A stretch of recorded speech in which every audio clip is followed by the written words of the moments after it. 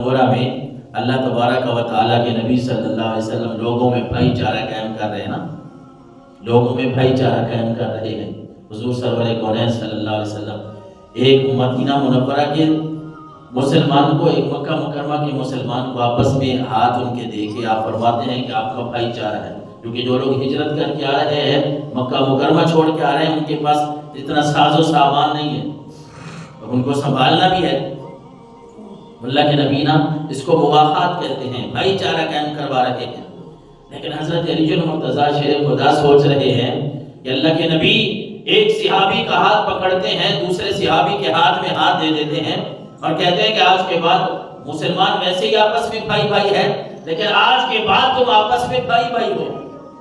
آپس میں بھائی بھائی ہو۔ تو علی سوچ رہے ہیں کہ آقا کریم علیہ السلام سارے صحابہ کرام کو اس طرح بھائی چارہ ان کا کروا رہے ہیں، لیکن میرے بارے میں آپ نے کوئی نہیں فرمایا، کسی کو وصیت نہیں کی، کسی کو فرمایا نہیں ہے۔ علی اب انتظار کر رہے ہیں اور پھر اللہ کے نبی سے عرض کر ہی دی کہ یا رسول اللہ صلی اللہ علیہ وسلم، اتنے سارے صحابہ ہیں، سب کا آپ نے بھائی چارہ کروا دیا، آپس میں ان کو ملوا دیا تاکہ ایک دوسرے کا خیال رکھیں کہ جب اللہ کے نبی کسی ایک صحابی کا ہاتھ دوسرے صحابی کے ہاتھ میں دیں گے اور انہیں وصیت کریں گے کہ ایک دوسرے کا خیال رکھو، وہ ایک دوسرے کا خیال رکھیں گے۔ اے اللہ کے نبی، میرا بھائی چارہ آپ نے کسی کے ساتھ نہیں کروایا، کسی صحابی کا ہاتھ پکڑ کے میرے ہاتھ میں نہیں دیا۔ اللہ اکبر، قربان جاؤں حضرت سیدنا علی المرتضیٰ شیر خدا رضی اللہ تعالیٰ عنہ کی شان پہ کہ اللہ کے نبی صلی اللہ علیہ وسلم نے اس بھائی چارے کے اوپر پتہ کیا فرمایا؟ اللہ کے نبی نے فرمایا انت اخی فی الدنیا والآخرہ، اے علی تیرا ہاتھ کسی اور کے ہاتھ میں کیوں دینا ہے؟ تو دنیا میں بھی میرا بھائی ہے، آخرت میں بھی میرا بھائی ہے۔ تیرا ہاتھ کسی دوسرے کے ہاتھ میں دینے کی ضرورت نہیں ہے،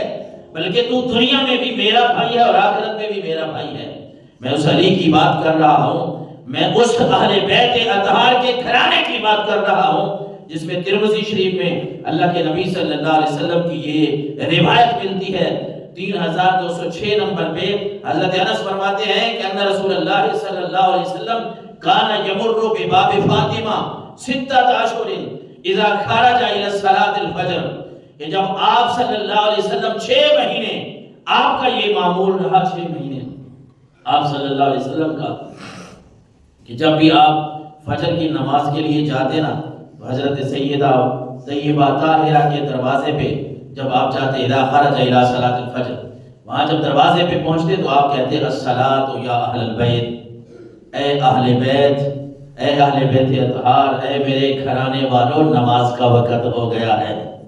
آج کسی کو موبائل جگائے،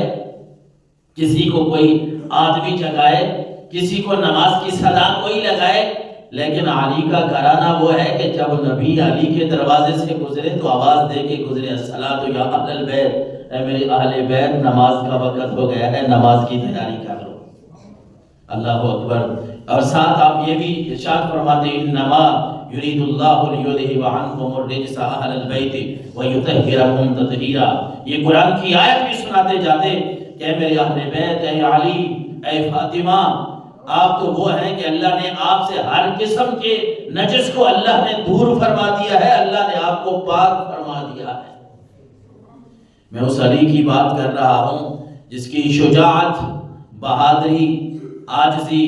عبادت، کسی بھی پہلو کو اگر آپ دیکھتے ہیں نا تو حضرت علی المرتضیٰ شیر خدا رضی اللہ تعالیٰ عنہ آپ کو کامل انسان اور کامل